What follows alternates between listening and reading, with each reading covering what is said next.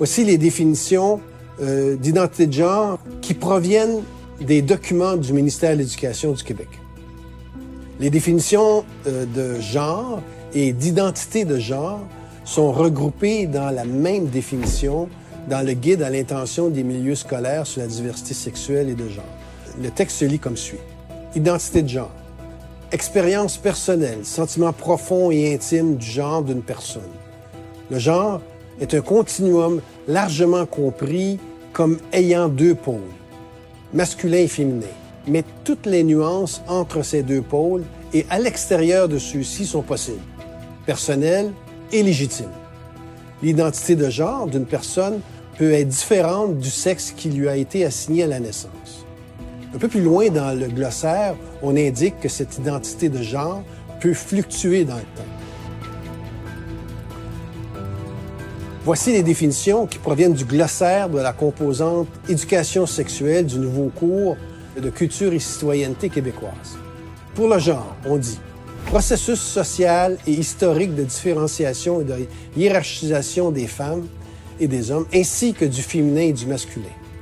Le genre s'observe à travers les normes, les comportements et les significations accordées à ces catégories, qui sont les pôles d'un spectre comprenant une multitude de possibilités. L'identité de genre et de sexe sont regroupées dans la même définition. Le texte dit « conscience ou conviction d'appartenir ou non à l'une ou l'autre des catégories de sexe et de genre ».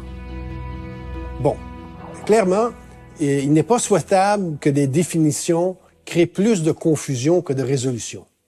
Malheureusement, c'est le cas de ces définitions.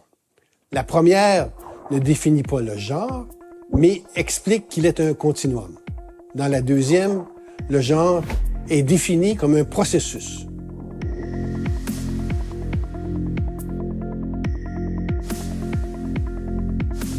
Néanmoins, on peut extraire de ces définitions que le genre fait référence au cadre social dans lequel vit une personne, c'est-à-dire les normes, les comportements, les rôles associés au fait d'être une femme, un homme, une fille ou un garçon, ainsi que les relations entre ces catégories. L'identité de genre serait le ressenti d'une personne par rapport à son genre. Selon la première définition, l'identité de genre ne se limiterait pas à un continuum masculin-féminin, mais s'inscrirait aussi à l'extérieur de ce continuum.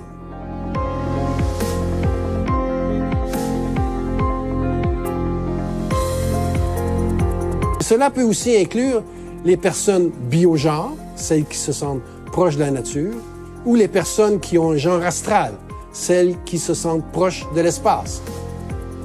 En fait, il y en existe des dizaines d'autres ressentis de genre. Les écoles doivent enseigner à nos enfants le respect des minorités et de la diversité. Mais il est inconcevable d'avoir dans nos programmes scolaires du matériel pédagogique et des définitions du sexe qui n'ont aucune réalité scientifique.